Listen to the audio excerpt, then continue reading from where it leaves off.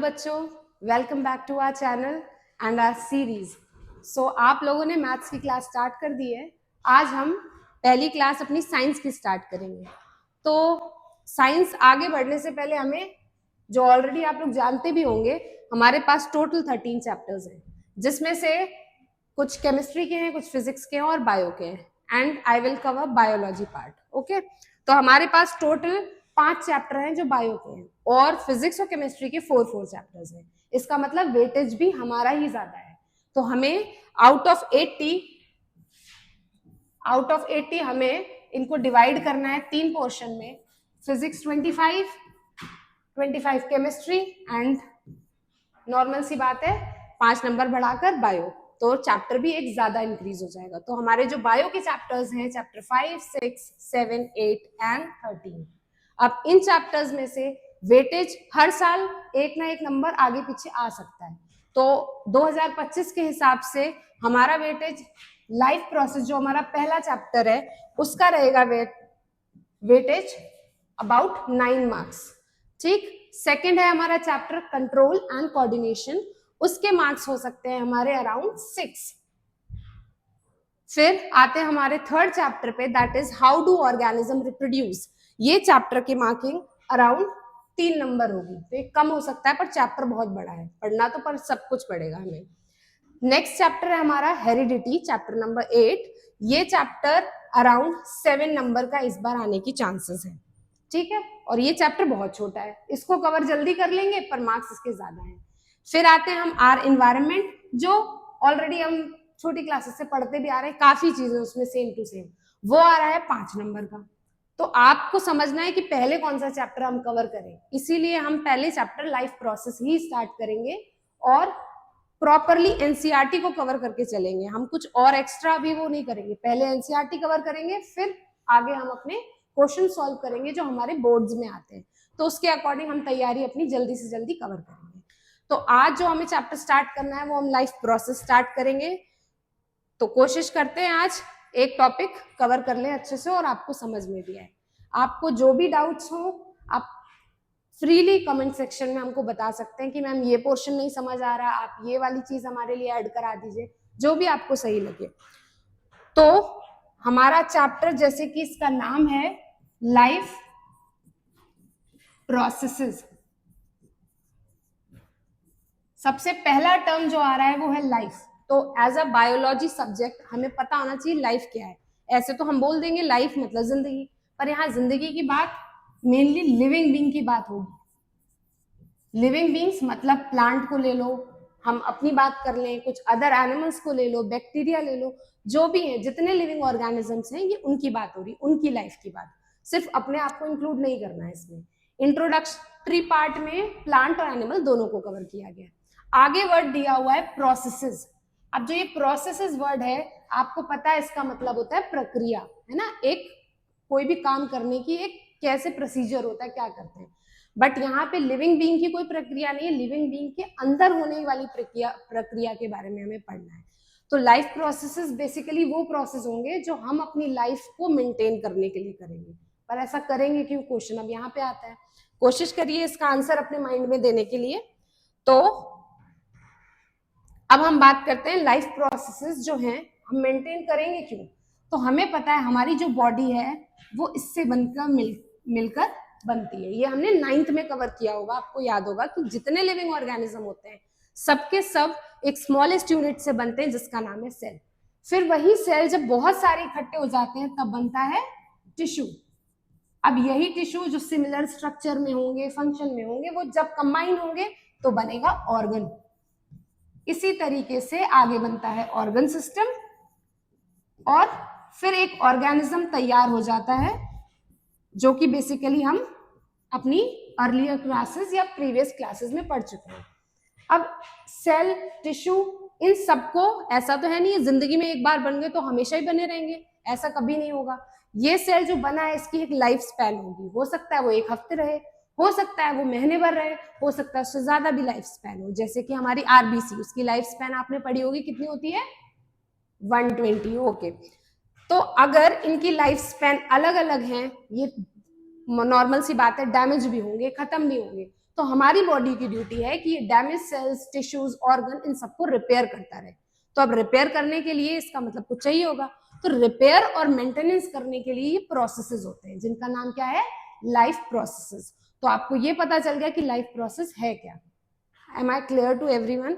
अगर कुछ भी आपको अलग लगे कि ऐसे बोलिए वैसे बोलिए तो आप बता सकते हैं फ्रीली, ठीक है। तो हमने इस चैप्टर का इंट्रोडक्टरी पार्ट तो देख लिया कि लाइफ प्रोसेसेस है क्या, बट अब बात आती है कीवर्ड्स की, जो मैं हर क्लास में आपको बताऊंगी, क्योंकि हर आंसर को लिखने का एक तरीका होता है। तो आप अगर लाइफ प्रोसेसेस पेपर में आ गया आपके बोर्ड में, तो आप कौन से वर्ड लिखेंगे, ऐसे थोड़ी ना लिखाएंगे कि प्रक्रिया होती है जो ये होता है वो होता है। तो इसमें आपको सबसे पहला वर्ड जो कीवर्ड होना चाहिए वो होना चाहिए प्रोसेस, ठीक है। Life processes are the process. अब आगे विच हेल्प्स इन मेंटेनेंस, ये वर्ड बहुत इंपॉर्टेंट है, मेंटेनेंस एंड सस्टेनेबल या सस्टेनिंग आवर लाइफ, ये दो वर्ड आपकी डेफिनेशन में होने चाहिए, ठीक है। एक मेंटेनेंस और सस्टेन लाइफ। तो अपनी लाइफ मेंटेन करने के लिए और सस्टेन करने के लिए इन प्रोसेस की जरूरत होती है। अब प्रोसेसेस है, मतलब बहुत सारे प्रोसेस होंगे। अब इन प्रोसेसेस में मेनली हमारे जो चैप्टर ने कवर किए हैं वो 4 प्रोसेसेस किए हैं, ठीक है। 4 प्रोसेस में पहले हम इनके नाम लिख लेते हैं, तो हमें पता है अब की लाइफ प्रोसेस क्या है। अगर टेक्स्ट आपको छोटा लगे तो आप ये भी कमेंट में जरूर बताएं, ठीक है। इसमें हमें लाइफ प्रोसेस में टोटल हमारे पास 4 प्रोसेसेस हैं जो इस चैप्टर में हम कवर करेंगे, ठीक है। रिमाइंड करने की, रिकॉल करने की कोशिश कीजिए, आपने पूरे साल पढ़ा है ये। नाउ अब आ जाओ लाइफ प्रोसेसेस। तो लाइफ प्रोसेस में पहला है न्यूट्रिशन, ठीक है। दूसरा आता है हमारा रेस्पिरेशन। थर्ड प्रोसेस आता है ट्रांसपोर्टेशन। और लास्ट मोस्ट इज एक्सक्रीशन। तो ये 4 प्रोसेसेस हैं जो हम इस चैप्टर में कवर करेंगे। और इस चैप्टर में सबसे पहला पार्ट जो स्टार्ट होगा हमारा न्यूट्रिशन होगा। पर आगे बढ़ने से पहले थोड़ा थोड़ा इनके बारे में मैं आपको भी बता दूं, ठीक है। तो पहला प्रोसेस है हमारा न्यूट्रिशन। इसमें आते हैं हम किस तरीके से खाना खाते हैं, कैसे वो डाइजेस्ट होता है, कैसे यूज होता है, ये सब प्रोसेस पढ़ेंगे। रेस्पिरेशन में जो हम ऑक्सीजन इनहेल करते हैं, सांस लेते हैं, वो अंदर जाके क्या क्या काम कर रही है, वो बेसिकली इसी पे काम करती है जो हमने खाना खाया, वो भी आगे कवर होगा। थर्ड होता है ट्रांसपोर्टेशन, जिसका मतलब होता है ट्रांसपोर्ट करना। तो हमारी बॉडी में जो भी चीज है हमारे हर एक पार्ट में, वो हर एक ऑर्गन और सेल के पास पहुंचाने का काम ट्रांसपोर्टेशन होगा। इसमें हम पढ़ेंगे अपने हार्ट, ब्लड, जिसकी मदद से प्रोसेस हो पाता है। लास्ट है एक्सक्रीशन, जो कि होता है वेस्ट। तो जो हमारी बॉडी का वेस्ट बचेगा वो बाहर जाएगा। अब वो बाहर जाने के प्रोसेस को कहते हैं एक्सक्रीशन। तो आज बेसिकली हम इसके साथ वर्क करेंगे, मतलब हम न्यूट्रिशन का टॉपिक कवर करेंगे। तो मूविंग अहेड, जो मेन टॉपिक है हमारा न्यूट्रिशन। तो हमारा पहला लाइफ प्रोसेस है न्यूट्रिशन। अब पहले बात करेंगे इसकी मीनिंग की। तो न्यूट्रिशन का मतलब होता है हम किस तरीके से अपना खाना खाते हैं, मतलब the way of utilizing food या the way of taking food. पहले हम खाना खाएंगे फिर उसको यूज करेंगे। तो इसकी डेफिनेशन प्रॉपरली हो जाएगी the way of taking food and utilising it. मतलब खाना खाना ही हमारा मोटिव नहीं है, उसको यूज भी करना है। तो न्यूट्रिशन में सबसे पहले आता है कि न्यूट्रिशन होता क्या है। तो it is the way of taking food. तो हमने खाना खाया और उसके बाद दूसरी चीज हमें उसको यूज भी करना है। तो the way of taking food and using it. तो हम दोनों चीजों को जब साथ में पढ़ेंगे तो हमारा न्यूट्रिशन कवर होगा। फिर अब हम खाना तो खा रहे हैं, ये रहा हमारा खाना, पर हम खाने में खा क्या रहे हैं ये भी हमें पता होना चाहिए, है ना। तो ये भी हमने प्रीवियस क्लासेस में पढ़ा है, बट इसमें भी मैं आपको फिर से इंट्रोड्यूस कर रही हूँ कि फूड में हम पढ़ते हैं कि हम क्या क्या इनटेक करते हैं। तो वो होते हैं हमारे न्यूट्रिएंट्स। इसीलिए नाम न्यूट्रिशन इसी से पड़ गया, क्योंकि न्यूट्रिएंट्स वो चीजें हैं जो हम खाते हैं और न्यूट्रिशन वो प्रोसेस है जिसके थ्रू हम इन न्यूट्रिएंट्स का इनटेक करते हैं। तो हमने न्यूट्रिएंट्स जो पढ़े होंगे आपको याद होगा 5 टाइप के पढ़े हैं। पहला है कार्बोहाइड्रेट्स, ओके। सेकंड होता है प्रोटीन, इसी तरीके से थर्ड होता है फैट्स, फोर्थ होता है vitamins and fifth is minerals. तो ये 5 कंपोनेंट्स होते हैं फूड के जो हमें खाने होते हैं। तो न्यूट्रिएंट्स इसीलिए जरूरी है क्योंकि आगे हमें उस प्रोसेस को या इन न्यूट्रिएंट्स की मदद से हम अपना बॉडी एक्टिविटीज या अपनी आगे की चीजें कर सकते हैं। तो हमें ये तो पता चल गया न्यूट्रिशन क्या है, न्यूट्रिएंट्स कौन कौन से हैं। फिर आगे जो कवर करना होता है या आगे जो टॉपिक आता है वो आता है टाइप्स ऑफ न्यूट्रिशन। तो आप सबके माइंड में आई थिंक आ गया होगा टाइप्स ऑफ न्यूट्रिशन कौन कौन से होते हैं। तो हम बताएंगे पहले टाइप्स ऑफ न्यूट्रिशन। तो बेसिकली न्यूट्रिशन के या खाना खाने के तरीके जो होते हैं वो 2 होते हैं। 2 कौन से होंगे, एक होता है जो प्लांट्स यूज करते हैं और एक ऐसा होता है जो एनिमल्स यूज करते हैं। अब इसमें प्लांट जो यूज करते हैं उस न्यूट्रिशन को बोलते हैं ऑटोट्रॉफिक न्यूट्रिशन। सिमिलरली जो एनिमल्स यूज करते हैं उस न्यूट्रिशन का नाम हो जाता है हेट्रोट्रॉपिक। 2 हो गए हमारे, ऑटोट्रॉपिक और हेट्रोट्रॉपिक। अब ऑटोट्रॉपिक का मतलब है, यहाँ पे एक वर्ड आ रहा है ऑटो। इस ऑटो का मतलब होता है सेल्फ, खुद से। देखा होगा ऑटोमेटिक कार होती है, ऑटोमेटिक चीजें आने लगी हैं, वो ऑटो वर्ड मतलब है वो अपने आप काम करती है। तो यहाँ पे भी ऑटो का मतलब हो रहा है अपने आप। इसका मतलब प्लांट को किसी और पे निर्भर नहीं होना पड़ेगा। तो ऐसा न्यूट्रिशन जिसमें कोई ऑर्गेनिज्म अपने आप अपना खाना बना ले रहा है उसको हम बोलते हैं ऑटोट्रॉफिक। ऐसे तो हम भी अपनी किचन में खाना बना रहे हैं, तो क्या हम भी ऑटोट्रॉफिक होंगे? सोचो, ऐसा तो हो नहीं सकता। क्यों? क्योंकि हमें खाना बनाने के लिए कोई ना कोई पेड़ चाहिए होगा, क्योंकि हम खाने में बनाएंगे क्या, सब्जी बनाएंगे, दाल बनाएंगे, ये सब मिलेगा किससे? पेड़ से मिलेगा। तो हम अपने आप को नहीं कह सकते कि हम किचन में खड़े होकर खाना बना रहे हैं तो ऑटोट्रॉफिक है, वो नहीं होगा। ऑटोट्रॉफिक इसका मतलब सिंपल सी चीज, हमारे पेट में खुद ही खाना बन जाए। ऐसा तो हो ही नहीं सकता कि खुद बन जाए, सो रहे हैं आराम से खाना बन गया, ऐसा पॉसिबल नहीं है, इसलिए हम इस कैटेगरी में नहीं आएंगे। ठीक है, ऑटोट्रॉफिक में वही ऑर्गेनिज्म आएंगे जो अपना ट्रॉफिक मतलब अपना नरिशमेंट खुद करेंगे, मतलब उनके पेट में या उनके अंदर खुद ही खाना बन जा रहा है सेल्फली। वहीं पे दूसरा देखो हेट्रोट्रॉफिक, तो ट्रॉफिक तो सेम है, इसका मतलब नरिशमेंट, बट हेट्रो का मतलब यहाँ पे होता है अदर। इसका मतलब वो किसी और पे निर्भर रहेगा।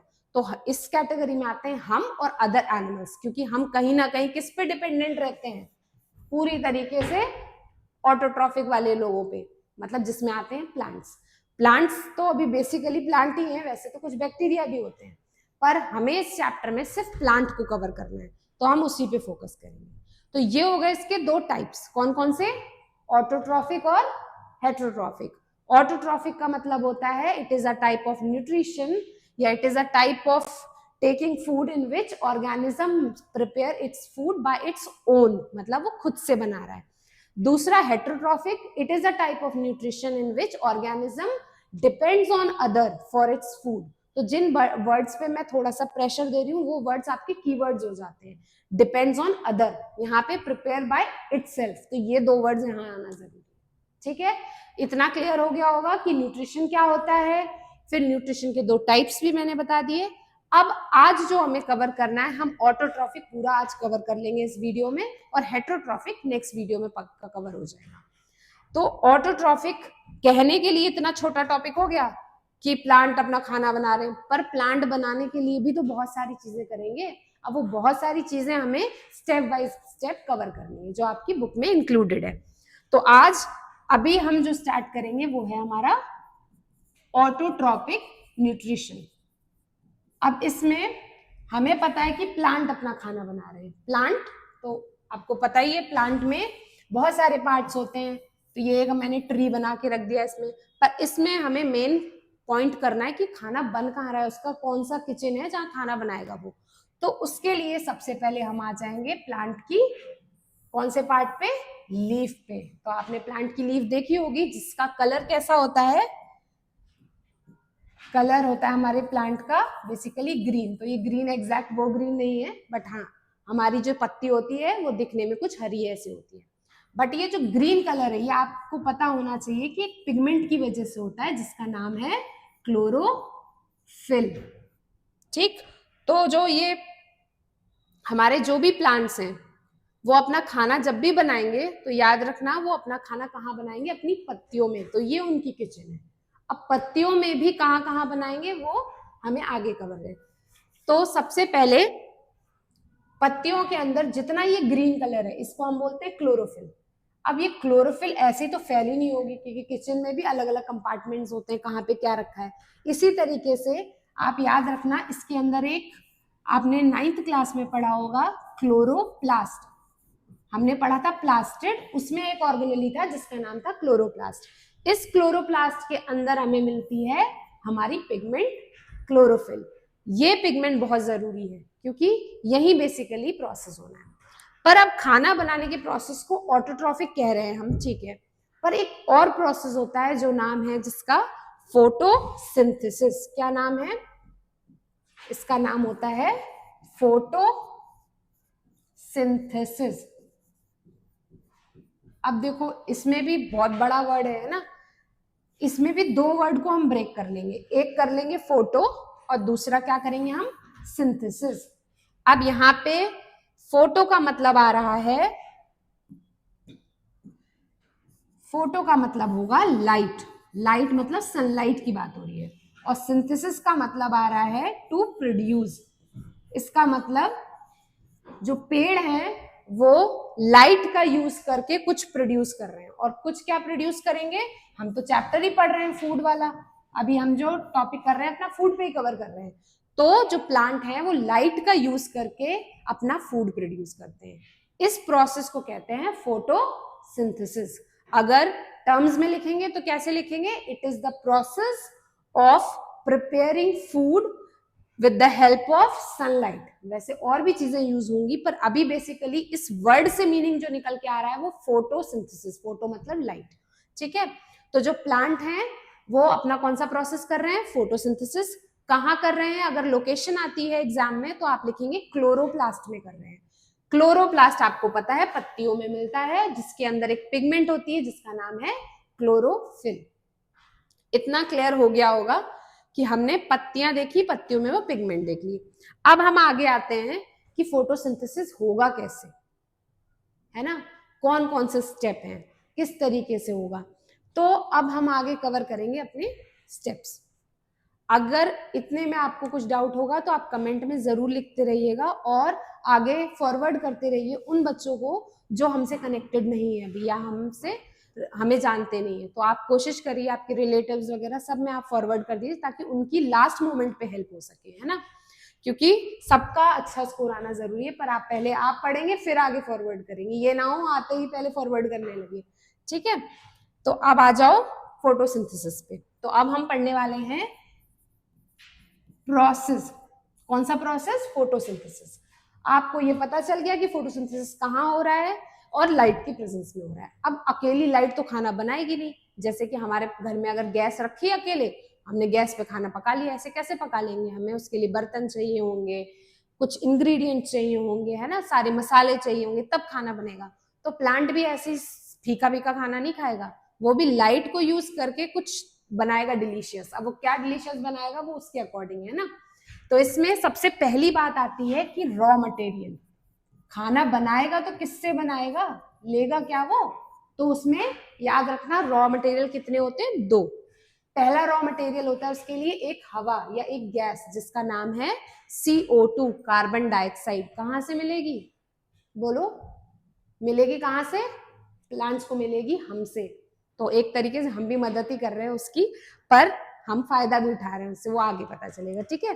तो प्लांट ये गैस लेते हैं CO2 बाहर से, किसकी मदद से, हमसे और जो दूसरे एनिमल्स होते हैं डॉग कैट वगैरह उनसे। दूसरा मटेरियल होता है H2O, पानी, है ना, वाटर। ये वाटर कहाँ से मिलेगा प्लांट्स को, प्लांट एब्जॉर्ब करेंगे रूट्स की मदद से, और ये पानी या तो रेनफॉल हो सकता है या हम अपने प्लांट्स को पानी दे रहे हैं उससे हो सकता है। तो इस तरीके से दो रॉ मटेरियल्स हैं जो प्लांट को चाहिए। अब दो मटेरियल के बाद तीसरी चीज वो लेता है, ये तो दो बाहर से ले रहा है, तीसरी चीज अभी मैंने पहले ही बता दी थी, लाइट। कौन सी लाइट? सनलाइट। ये उस जब सूरज निकलेगा, धूप पड़ेगी तो वो सनलाइट लेगी।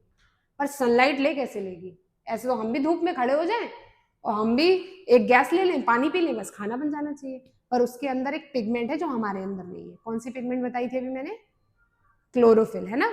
तो सनलाइट के साथ साथ इस पिगमेंट का होना भी जरूरी है। तो जिन पेड़ में, ये ज्यादातर तो सभी पेड़ में होती है क्लोरोफिल, ऐसा कोई पेड़ ही नहीं है, तो क्लोरोफिल होने से ये चार चीजें टोटल मिल जाती हैं, तब जाके ये प्रोसेस स्टार्ट हो पाता है। और ये चारों चीजें प्लांट अपने हिसाब से लेता है। अगर उसे CO2, जैसे कि डेजर्ट प्लांट आपने सुना होगा, वो CO2 रात में कलेक्ट कर लेते हैं और दिन में अपना खाना बनाते हैं। वो दिन में नहीं बैठ जाएंगे कि स्टोमेटा खोल लिया और अपना गैस वो कर ली। उनका जब मन होगा, है ना, प्लांट को जब जरूरत होगी तब वो करेंगे, वो हमारे अकॉर्डिंग नहीं करेंगे। हमें भूख लगी है तो आप करो। तो ये 4 रॉ मटेरियल्स आप लर्न रखिएगा अपने माइंड में कि हमें 4 प्लांट को चाहिए। अब ये 4 जब मिल जाएंगे तो क्या होगा? तो रिएक्शन स्टार्ट होगी, जिसका क्या नाम था अभी हमने पढ़ा? फोटोसिंथेसिस। ठीक है, तो अब मैं रिएक्शन लिखने जा रही हूँ। ध्यान से इस रिएक्शन, ये मोस्ट इंपॉर्टेंट रिएक्शन है, इस चैप्टर में आ सकती है, वो भी बैलेंस्ड में। ठीक है, तो आपने केमिस्ट्री में जब आप फर्स्ट चैप्टर पढ़ेंगे, बैलेंसिंग भी आपको उसमें वो कराई जाएगी, पढ़ाई जाएगी, बट यहाँ मैं लिख दे रही हूँ। ठीक है, जैसा रिएक्शन है। सो सबसे पहले हमने रॉ मटेरियल पढ़ा CO2। ठीक है, दूसरा हमने क्या पढ़ा? वाटर। अब एक एरो बनेगा क्योंकि रिएक्शन स्टार्ट हो गई, और किसकी प्रेजेंस में हो रही है हमें पता है। दूसरी चीज, सनलाइट की प्रेजेंस में हो रही है, और किसकी मदद से हो रही है? एक पिगमेंट है जिसका नाम है क्लोरोफिल की मदद से। ये हमारे इनिशियल स्टेप्स थे। अब रिएक्शन स्टार्ट हो गई, अब होगा क्या? रिएक्शन स्टार्ट होते ही सबसे पहले जो हमारा ये पानी है ये टूटेगा। किसमें टूटेगा? देख के पता चल रहा है H+ में, और यहाँ पे O, ये 2 मॉलिक्यूल्स में टूटना चाहिए। तो आप याद रखना, इस रिएक्शन में जो एक गैस रिलीज होती है जिसका नाम है ऑक्सीजन, जो हमें चाहिए होती है पेड़ों से, वो किससे मिल रही होती है? हमारे पानी से, है ना, वाटर से। तो यहाँ पे मैं इसको हटा देती हूँ, आगे रिएक्शन लिख लेंगे पूरा। जो हमारा वाटर है उसकी वजह से ऑक्सीजन मिलेगा। दूसरा, आप CO2 किस में मदद करेगा? CO2 बनाने में मदद करेगा उसका खाना, इसका प्लांट का। प्लांट जो खाना बनाता है उसका नाम है ग्लूकोज, C6H12O6। ये खाना बनाता है प्लांट। साथ में वो एक गैस रिलीज कर देता है जो मैंने अभी बताई, कौन सी? ऑक्सीजन। और साथ में कुछ वाटर मॉलिक्यूल्स भी रिलीज कर देता है। अभी ये रिएक्शन यहां से स्टार्ट होके वहां पे खत्म होगी। तो इसको मैं एक लाइन में कर देती हूँ ताकि इजी रहे। तो हमारी कुछ रिएक्शन ऐसे है जिसमें हमने ये बना लिया, ऑक्सीजन बना लिया और वाटर बना लिया। तो ये फाइनल रिएक्शन है, पर ये बैलेंस्ड नहीं है। अभी मैं सिर्फ आपको ये बताने के लिए बनाई हूँ रिएक्शन कि कौन सी चीज किस में इंक्लूडेड है। ठीक है, सबसे पहले जो ये CO2 है, ये हमारा सीधे इसमें मदद कर रहा है। ये याद रखना, क्या कर रहा है? CO2 हमारा रिड्यूस हो जाता है, रिड्यूस होके कार्बोहाइड्रेट बना लेता है जिसका नाम है ग्लूकोज। दूसरा, जो ये वाटर है, ये हेल्प कर रहा है ऑक्सीजन बनाने में। एक क्वेश्चन यहां से भी आता है कि जो ऑक्सीजन फोटोसिंथेसिस से रिलीज हो रहा है वो कौन से कंपोनेंट से हो रहा है या कौन से रॉ मटेरियल से हो रहा है। तो हमारे पास 2 ये रॉ मटेरियल हैं। अब हमें पता है CO2 से क्या बन रहा है? खाना उसका बन रहा है ना, ग्लूकोज। और जो वाटर है उससे क्या बन रहा है? ऑक्सीजन बन रहा है। तो ये क्लियर रखना अपने माइंड में। अब आ जाओ बैलेंसिंग कर लेते हैं इसकी। तो बैलेंसिंग के लिए अगर आपकी केमिस्ट्री क्लियर हो तो आप आराम से वहां पे भी कर सकते हैं, बट अगर नहीं होता है तो आप क्या करेंगे? इस पे 6 लगाएंगे, इस पे 6 लगाएंगे, नहीं, इस पे 6 लगाना है, इस वाले पे 12 लगाना है, और इधर आएंगे तो इधर 6 और इधर 6 कर देंगे। बस एक ये वाला वाटर है जो पहला वाला, उस पे आपको 12 लगाना है और 6 6। इस पे हम इसलिए नहीं लगा रहे क्योंकि उस पे कार्बन ऑलरेडी 6 है। ठीक है, तो इतना ये तो हो गई हमारी रिएक्शन, है ना। कौन सी रिएक्शन है? फोटोसिंथेसिस। इसको लर्न कर लेना एज इट इज, क्योंकि ये पेपर में बहुत बार आती है। सीधे क्वेश्चन आता है, राइट द रिएक्शन ऑफ या right the balanced reaction of photosynthesis, और वो याद है तो आपके 1 या 2 नंबर पक्के हैं। ठीक है, तो ये हमारा प्रोसेस हो गया फोटोसिंथेसिस। अभी मैंने जो ऐसे ही ओरली बता दिया वो आपकी बुक में 3 पॉइंट्स में दिया हुआ है।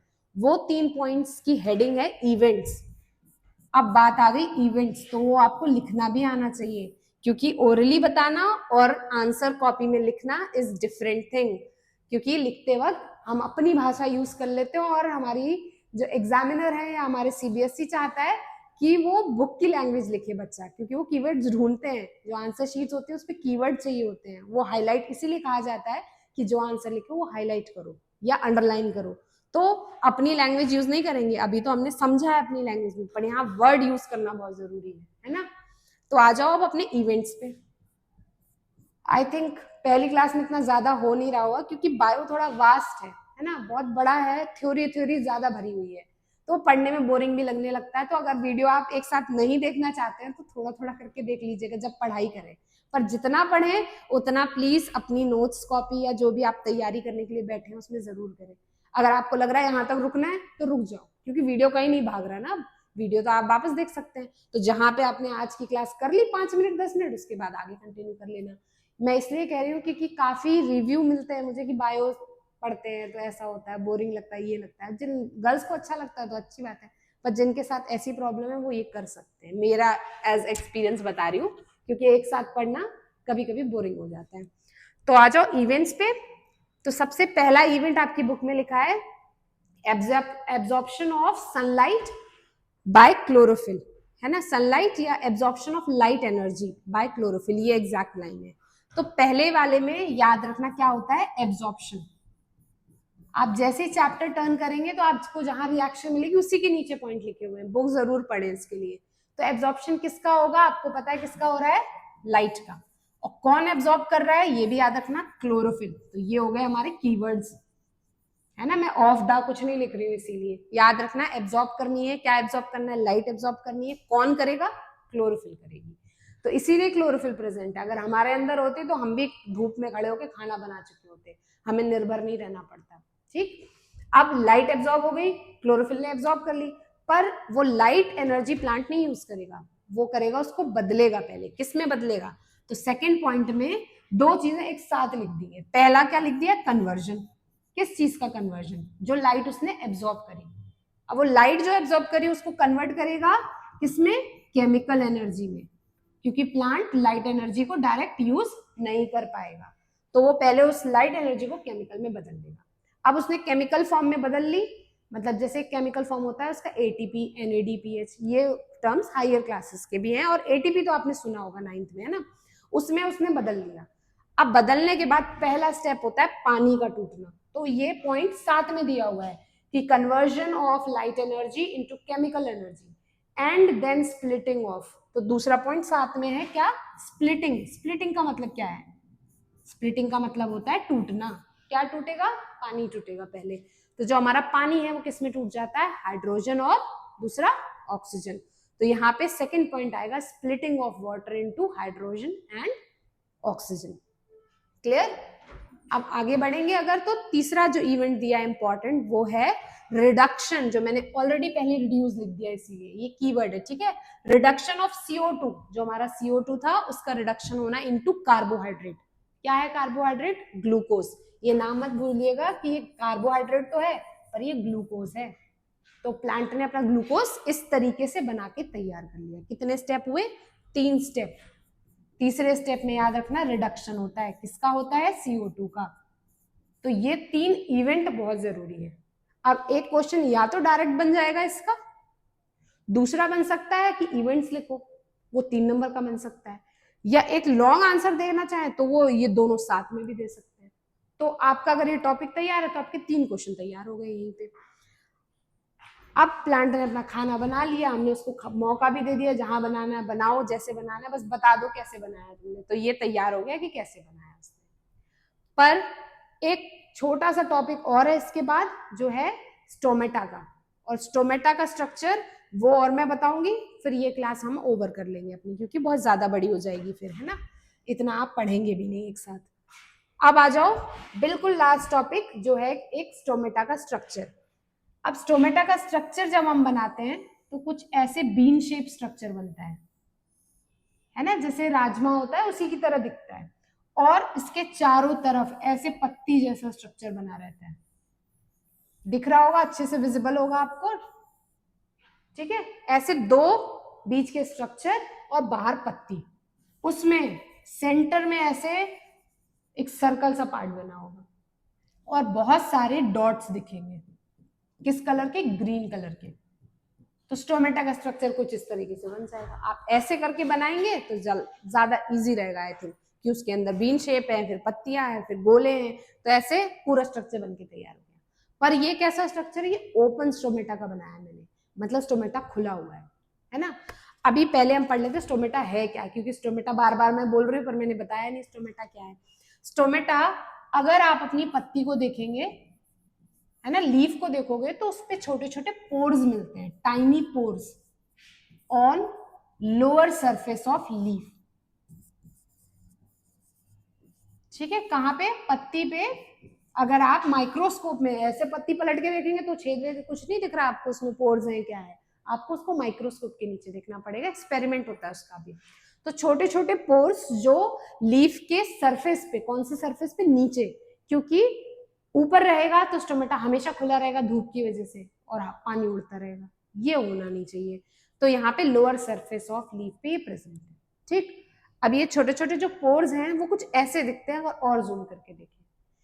अब ये पोर्स बार बार खुलेंगे बंद होंगे, इसका मतलब ये ओपनिंग एंड क्लोजिंग का काम कर रहे हैं। तो कहीं ना कहीं किसमें हेल्प कर रहे होंगे, दो चीज में, एक हमारी गैस होती है CO2 और दूसरी गैस होती है हमारी O2, इन दोनों के एक्सचेंज में।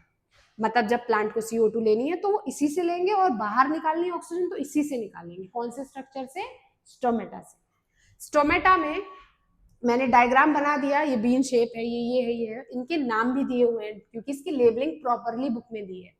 सबसे पहले दिए हैं ये सेंटर में दो बीन शेप स्ट्रक्चर, इनका क्या नाम है, इनका नाम है गार्ड सेल। अब ये नाम आ गया क्या, गार्ड। गार्ड आपके स्कूल्स गेट पे भी होते हैं, है ना, वो गार्ड अंकल क्या करते हैं, जब आप सुबह मॉर्निंग में जाते हैं तो वो गेट खोलने का काम भी करते हैं, आप लोग चले जाते हैं तो गेट बंद करने का काम करते हैं। इस तरीके से गार्ड सेल का नाम याद रखना। गार्ड सेल क्या करेंगे, ओपनिंग एंड क्लोजिंग, क्या करेंगे, ओपनिंग एंड क्लोजिंग किसकी, अब वो वहां गेट खोल रहे हैं तो ये यहाँ स्टोमेटा खोलेंगे। तो गार्ड सेल का फंक्शन है opening and closing of stomata. अब जब ओपन होगा तब ये एक्सचेंज होगा, बट बंद हो जाएगा तो नहीं होगा। तो प्लांट भी चालाक है, वो पूरे टाइम ऐसे नहीं कि गेट खुला ही छोड़ देगा, वो जब उसे जरूरत होती है तब वो गेट खोलता है। और ये निर्भर करता है धूप पर भी, क्योंकि जब धूप और पानी इसके अंदर भरता है तो ये थोड़े से फ्लैसिड होते हैं, जैसे कि आप राजमा रात में भिगोते हो, सुबह देखते हो तो कैसे हो जाते हैं, फूल जाते हैं। तो अगर पानी इसमें आ गया तो ये भी फूल जाते हैं और खुल जाते हैं। अब गार्ड सेल का काम क्या हो गया, opening and closing of stomata. बीच में है ये क्या, डॉट्स, इनको हम बोलते हैं न्यूक्लियस। अब nucleus is the brain of the cell, इसका मतलब इस पूरे स्टोमेटा को कंट्रोल कौन करेगा, ये न्यूक्लियस करेगा। फिर ये जो छोटे छोटे डॉट्स बनाए मैंने, ये हैं हमारे क्लोरोप्लास्ट, जो अभी हम पढ़ चुके हैं। क्लोरोप्लास्ट क्या है, जिसमें क्लोरोफिल प्रेजेंट होती है और यहीं पे फोटोसिंथेसिस होती है। ओके, और लास्ट है ये पत्तियां, जो उसको ठंडक, या फिर कहते हैं इनको सब्सिडरी सेल्स, जो ठंडक पहुंचाती है। ठंडक से क्या होगा कि ज्यादा पानी नहीं उड़ेगा और स्टोमेटा कंट्रोल में। तो इस तरीके से ये स्टोमेटा टॉपिक भी हो गया। और अगर इसके फंक्शन आते हैं तो दो फंक्शन लिखेंगे। पहला क्या है, एक्सचेंज ऑफ गैसेस, ये दो गैसेस एक्सचेंज होती हैं। और दूसरा होता है ट्रांसपिरेशन, जो एक्सेस वाटर प्लांट के अंदर होता है वो वेपर फॉर्म में उड़ जाता है। तो आपके ऑटोट्रॉफिक न्यूट्रिशन में ये दो चीजें दी हुई हैं।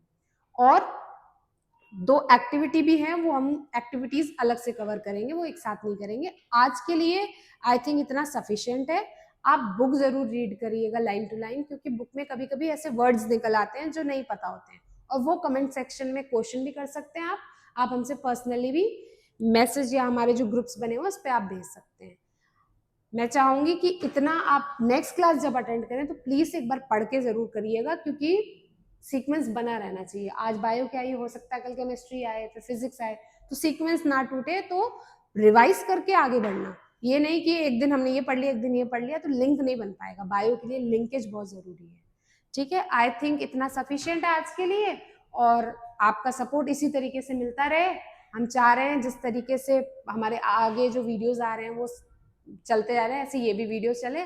और आप बने रहिए, तैयारी करते रहिए, क्योंकि तैयारी अगर छूट गई तो आपके पास टाइम नहीं बचा है। तैयारी करते रहिए। All the best.